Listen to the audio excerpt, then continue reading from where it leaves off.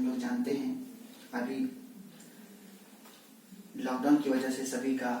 पढ़ाई class offline class सभी बंद है। तो इस वजह से आप सभी का सिलेबस पीछा ना हो, आप सभी जो अपने घर में बैठे हुए हैं इस कोरोना रूपी महामारी से, इस वजह से हम सभी बच्चों का पढ़ाई ठप हो चुका है। इसीलिए मैं आनंद कुमार, हमने आप सभी बच्चों के लिए एक ऑनलाइन क्लास स्टार्ट किया है, जिसमें जो भी हमारे 9, 10th, 11th और 12th के बच्चे हैं उन सभी को फ्री एजुकेशन मेरे द्वारा दिया जाएगा।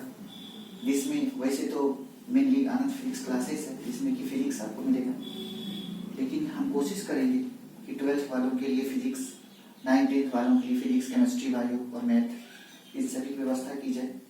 ताकि इस प्लेटफॉर्म पर आप सभी बच्चों को निःशुल्क शिक्षा उपलब्ध हो सके और आप सभी